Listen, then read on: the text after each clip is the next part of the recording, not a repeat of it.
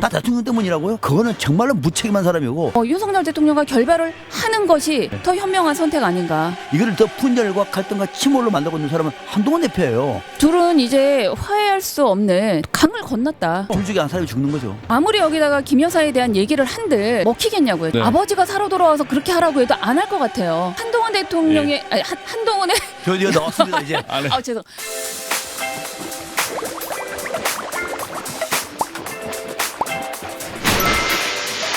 FM 90.7MHz 굿모닝 인천 이도영입니다. 박상병 사평론가 김은경 인하대 정치 외교학과 초빙 교수와 함께하고 있습니다. 교수님 아까 3부에서 얘기가 말 못했는데요. 추경호 원내대표 끊는 다음에 만찬했잖아요. 이건 어떻게 보세요? 면담 전에 만찬이 있다는 얘기는 이미 알려진 내용이었는데 그게 추경호 원내대표가 함께하는 만찬인지는 나중에 알게 돼서 아마 언론에서도 많이 보도가 됐더라고요. 추경호 원내대표 인정했습니다. 대통령이 불러서 갔다. 이렇게 부르는 일 종종 있다. 뭐 불시에 대통령이 부르기도 한다. 이런 얘기를 확인을 시켜줬어요. 저는 이 부분에 또 좀 걸리는 부분이 그렇게 원내대표는 수시로 불러서 밥도 먹고 대화도 하면서 당대표를 이렇게 만나는 게 더군다나 독대하는 게 이렇게 힘들었을까. 아까 평론가님 말씀처럼 김건희 여사 문제야말로 정말 이렇게 조용히 갑자기 수시로 편하게 만나서 둘이 해야 되는 얘기죠. 굉장히 민감한 얘기인데 그런 기회를 주지 않았으니까 저는 공개적으로 얘기할 수밖에 없었다.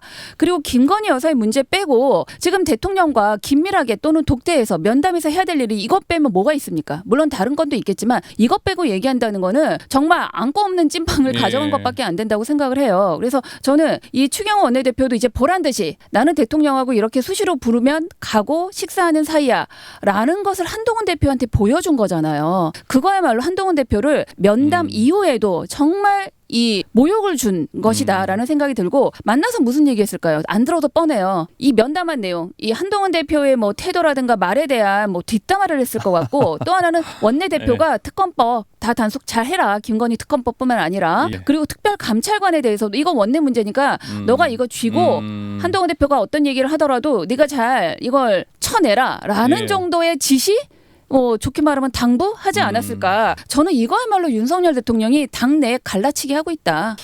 면담에 대한 평가, 빈손 회담이다, 이런 얘기 나오고 있잖아요. 한동훈 대표와 대통령실의 갈등 좀 심화되고 있습니다. 유난. 우리가 이제 이런 갈등을 볼 때 오랫동안의 이 갈등은 어느 한쪽이 일방적으로 모든 게 너 때문이야라고 말할 수 없어요. 인간관계도 마찬가지입니다. 두 사람하고 한 두 달 싸워보세요. 어느 한쪽이 일방적으로 잘하고 일방적으로 못한 게 없습니다. 한쪽이 처음에 실수를 했으면 두 번째 사람도 또 실수를 하는 것이고 누가 먼저 싸우고 거기다 주먹이 날아가고 이런 거란 말이죠. 그래서 우리가 객관적으로 평가할 때에는 한쪽 일방적으로가 아니라 당했다는 사람이 이쪽은 무슨 잘못을 했는가를 같이 봐야 돼요. 한동훈 대표가 집권당 대표로서의 처신이 바람직한 것이다라고 생각 전혀 동의하지 않습니다. 윤석열 대통령이 잘했느냐?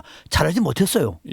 그런데 윤 대통령은 대통령이기 때문에 자리를 바꿀 수가 없어요. 그런 윤 대통령하고 대화가 안 된다고 얘기하면 한동훈 대표가 대표하면 안 되는 거잖아요. 한동훈 대표가 문제다? 한동훈 대표는 윤 대통령이 그런 사람을 알고 당대표 된 건 아닙니까? 지난 총선 때 국민의힘이 망할 거라고 알고 당대표 된 사람 아니에요? 그럼 이제 무슨 책임을 지고 있는 거죠? 다 대통령 때문이라고요? 그거는 정말로 무책임한 사람이고 정치는 그런 사람이 되면 안 되는 거예요. 자, 김건희 여사 문제가 아주 민감하다. 제가 분명히 말씀드립니다만 이재명 대표는 저런 식으로 해서 괜찮아. 왜? 야당 대표이기 때문에. 여당 대표는요. 김건희 여사 문제가 어떻게 앞으로 여론에 영향을 미친다고 얘기하면은 노련하게 대통령에도 정무 수석도 있고요. 비서실장도 있고 또 내밀한 소통 채널이 있습니다. 만나가지고 문제를 풀어나가는 게 이제 야당 대표예요. 언론에다 대고 내가 좀 얘기하는데 안 들어주네. 질러버릴 거야. 세 가지 조건 안 들어주면 네 큰데 큰일 날 거야. 끝나고 난 다음에 또 한동훈 대표가 기파 모임을 해요. 그런 집권당 대표 보셨습니까? 나도 개파가 있다 이거예요. 여의도 낡은 정치를 못못 버리겠다고 했던 한동훈 대표가 똑같은 수사를 받고 있는 이런 한동훈 대표한테 잘한다? 저는 전혀 동의하지 않고요. 한동훈 대표가 지금 여권 전체에 몰락을 부추기고 있어요. 바닥은 윤석열 대통령이 깔아놓은 거예요. 그것을 일으켜서 통합을 하고 재기를 시켜야 될 것인데 이거를 더 분열과 갈등과 침몰로 만들고 있는 사람은 한동훈 대표예요. 왜 이 시각을 놓치고 있는 거죠? 저는 그 대목을 지적하고 있는 겁니다. 그러니까 둘 다 책임이 없는 건 아니지만 더 큰 문제 책임은 한동훈 대표가 있다. 당연히 더 큰 책임이 있는 거죠. 그럼요. 여당의 그리고 이걸 풀 수 있는 능력이 없으면은 집권당 대표하면 안 되는 거죠. 결말은 파국으로 치닫을 수밖에 없겠네요. 둘 중에 한 사람이 죽는 거죠. 죽는다는 표현이 좀 심합니다만 두 사람 중에 한 사람이 물러나는 거죠. 치킨 게임? 끝까지 가는 거죠? 일종의 치킨 게임이죠. 그렇죠.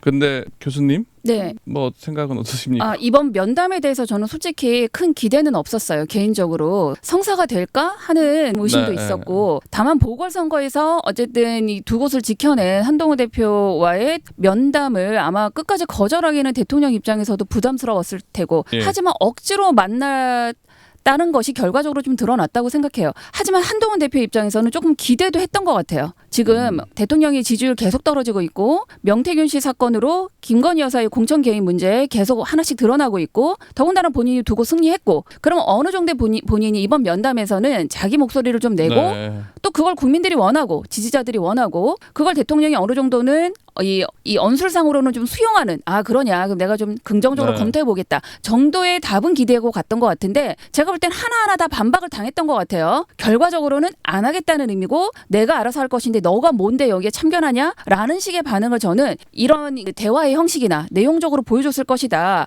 그렇기 때문에 저는 한동훈 대표가 이번에 훨씬 더 네.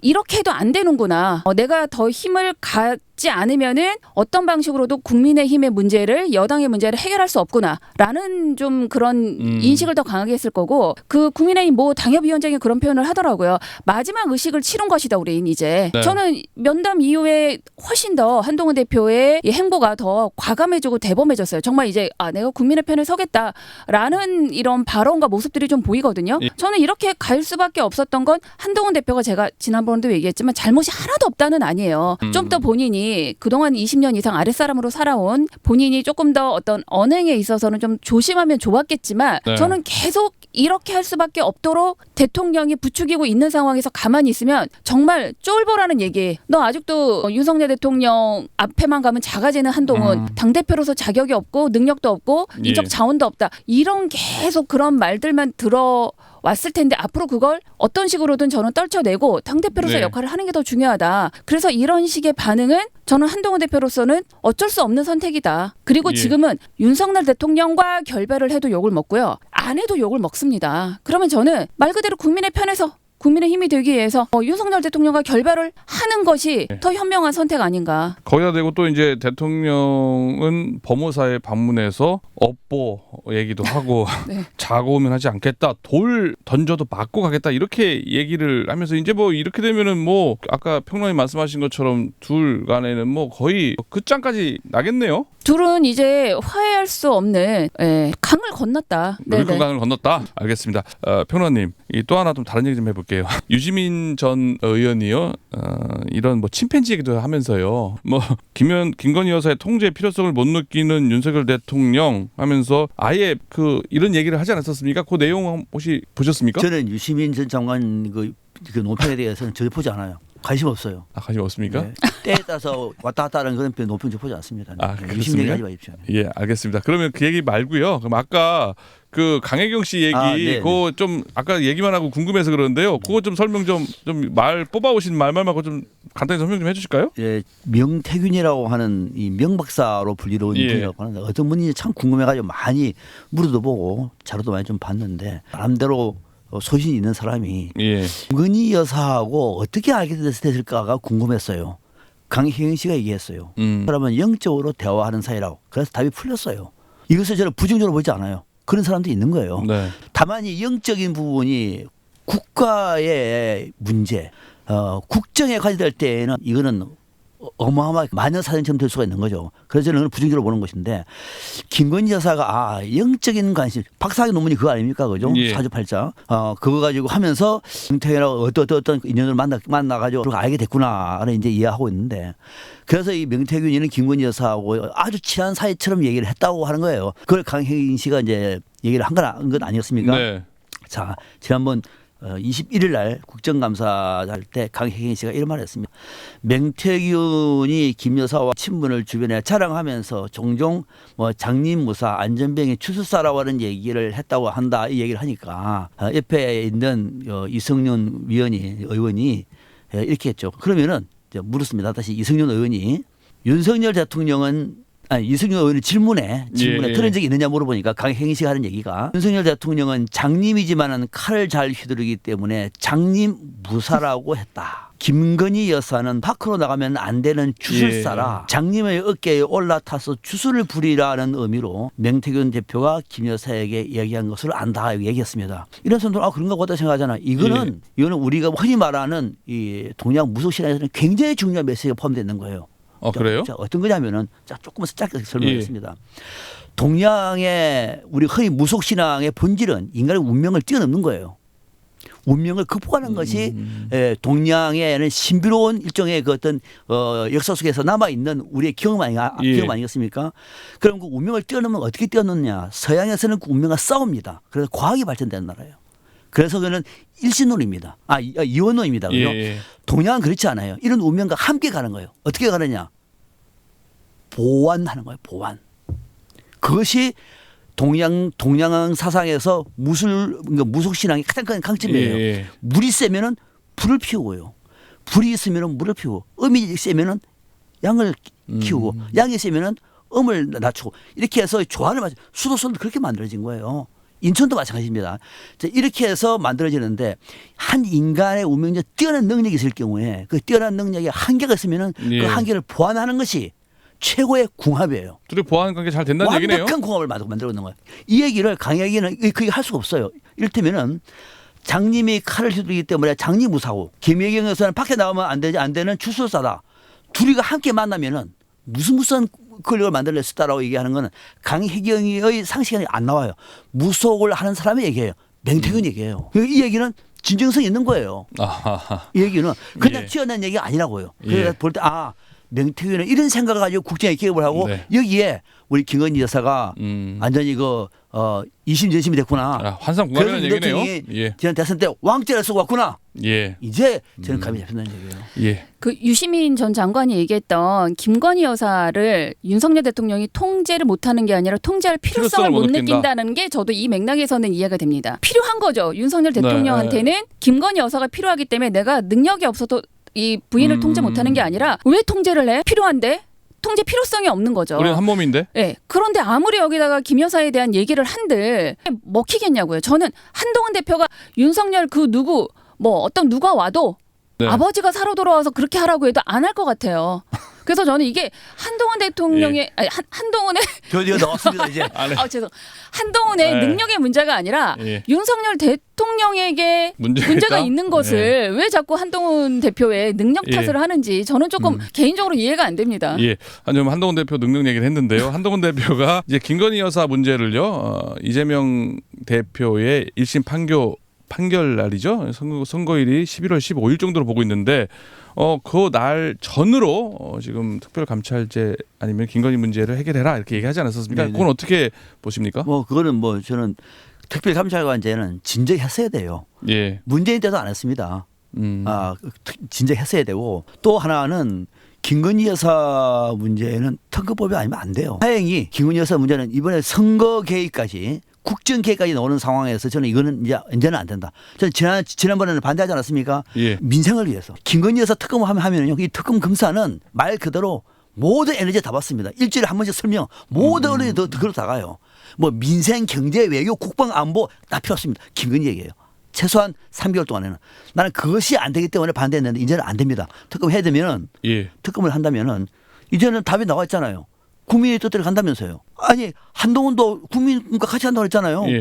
동의해야 되는 거죠. 답이 나와 있는 거죠. 그러니까 민주당에서 특검법 다시 발의하면은 제2표결을 하면은 이번엔 가결될 것이다. 통과 안 되면은 한동훈 책임이에요. 통과돼도 한동훈의 역할이고. 국민은 보겠다 그 얘기가 이제 거부권 행사해도 재의결해서 이제는 된다는 그런 얘기네요. 그게 국민 뜻인데 한동훈이가 제가 보는 국민 뜻은 그렇지 않는데 이렇게 또 빠질 것 같아가지고 얍상하니까 빠질 것 같아가지고 걱정됩니다만은 그거 더 이상 빠지지 못할 것 같은데 모르겠습니다. 그것이 일종의 시험대예요. 그러니까 다음 김건희 여사의 특검법은 통과될 거라고 지금 예상을 하시는 얘기고요. 네. 한동훈이 그렇게 말했으니까. 예, 그 얘기로 분석을 얘기해 주신 거고 교수님. 네네. 이런 상황에서 지금 한동훈 대표와 이재명 대표의 또 2차 또 회동에 대해서 지금 얘기가 나오고 있잖아요. 네네. 이재명 대표가 면담 그 대통령과 면담 전에 전에? 만나자고 네네, 했는데 네네. 그걸 또 받아들였단 바로, 말이에요. 네, 바로 요거에 대해서는 수용했죠. 어떻게 보세요? 그러니까 바로 수용한 것 때문에 윤석열 대통령이 조금 더 심기가 불편했다. 그래서 면담 자리에서 더 그랬다. 뭐 이런 예. 얘기도 있지만 서로에게는 필요한 만남이 될 수 있을 것 같아요. 일단 한동훈 대표가 윤석열 대통령에게 그런 모욕과 무시를 당하고 왔는데 난 그래도 지금 거대 야당의 이재명 대표와 네. 정기적이진 않지만 종종 보는 사이다.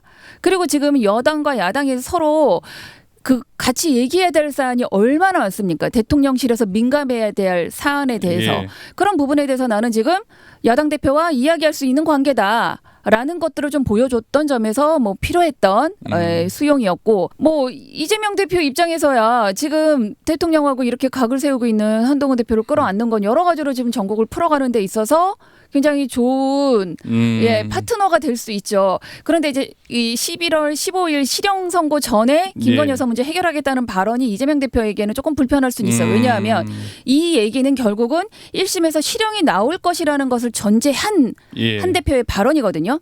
실형이 나오지 않으면 이거 아무런 소용이 없는 얘기입니다. 지금 네. 아무도 몰라요. 그 결과에 대해서는 만에 하나 실형이 나온다고 했을 때 그때까지 시간 얼마 안 남았습니다. 한 달도 안 남았는데 김건희 여사 문제가 어떤 식으로도 국민의 그 국민적 그 의혹의 해소가 될 수 있을까요? 이거 특별감찰관제도 마찬가지입니다. 지금 이게 뭐 이게 여당이 반대하는 상황에서 될지 안 될지도 모르는 예. 상황에서 이걸 도입한다고 특검법을 안 해도 되겠습니다라는 분위기 당연히 만들어지지 않을 뿐더러 김건희 여사 문제는 하루아침에 해소될 문제가 네. 아니에요. 그러니까 실형을 받든 안 받든 그때까지 이 문제를 어떻게 지금과 같은 상황에서 해결해 나갈 수 있을까? 저는 이건 조금 우울하게 네. 봅니다만 그럼에도 불구하고 한 발짝 한 발짝 나아가야 된다. 한동훈 네. 대표와 이재명 대표의 2차 회동은 서로에게 윈윈이었다 왜 윈일 수 평가를 있다. 하시는 거죠? 특히 윤석열 대통령이 예. 봤을 때는 굉장히 지금 부글부글 할 수 있을 것 같아요. 더 나아가서 교수님도 김건희 특검법은 다음 재결에서 가결될 거라고 가결될 거라고 봅니다. 보시는 거죠? 물론 이제 그 제2요구 하는 과정에서 가결이 되겠죠. 네. 그런데 저는 이게 이제는 8표만 받으면 되는 게 아닌 것 같아요. 이번에 21명이 모였다고 하죠. 원내가. 그런데 108명 중에 21명이 친한계야? 라는 예. 이 구도로는 앞으로 특검뿐만 아니라 어떤 것도 저는 조금 원활하게 해결하기는 어렵다. 뭐 예. 특검만 통과시키면 되는 건 아니잖아요. 예. 지금 한 60명 정도가 약간 중도? 여기도 저기도 친한도 친윤도 아닌 의원들이라고 해요. 저는 이들을 좋은 말로 회유하고 잘 설득해 나가야 된다. 네. 그래야 특검도 사실은 딸랑 8표 받아가지고 나 이제 8명이 내 편이야. 네. 이렇게 보여주는 거로는 오히려 마이너스다. 네. 알겠습니다.